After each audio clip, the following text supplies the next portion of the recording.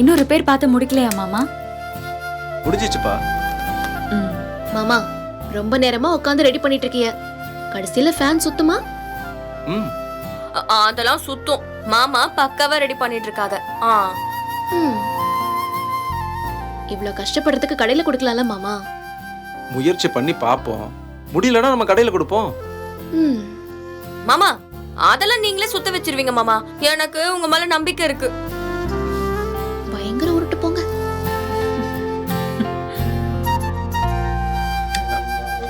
ஓகேவா? அத்தைங்க பாருங்க, ஃபேன் சுத்துது.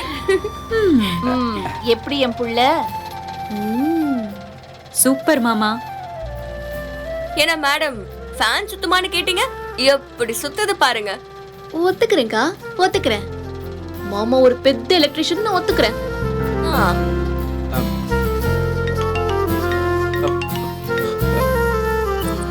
போன் உள்ள எங்க? இருக்கு மாமா. போய் இருங்க நான் போய் எடுத்துட்டு வரேன்.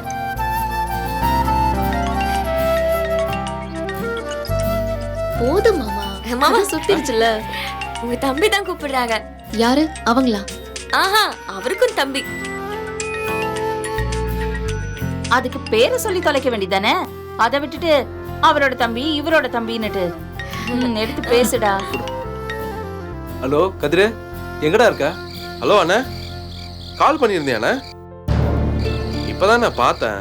ஆமாண்டா, என் ஃப்ரெண்டோட தம்பி காலேஜ் விஷயமா உங்ககிட்ட பேசணும்னு சொன்னான்.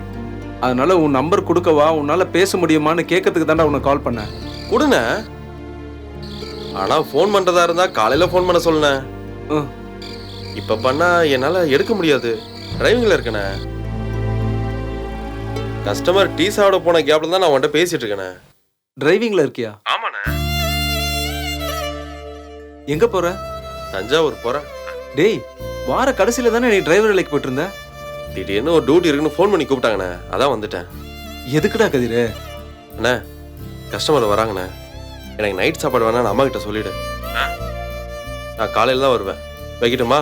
டேய் டேய் கதிரு, கதிரு. என்னடா சொன்னாவ? டிரைவர் வேலைக்கு போயிருக்கானாமா, காலையில தான் வருவானா. நைட்டு சாப்பாடுலாம் வேணாமா. எதுக்கு அவன் இம்புட்டு கஷ்டப்படுற வேலையெல்லாம் செய்யணும்? எத்தனை தடவை அவங்க கிட்ட சொன்னாலும் கேட்கவே மாட்டேங்கிறான். போயே தீர்வேன்னு பிடிவாதமா நிக்கிறான். ச்சே, என்னத்த பண்ணி தொலைவ? அம்மா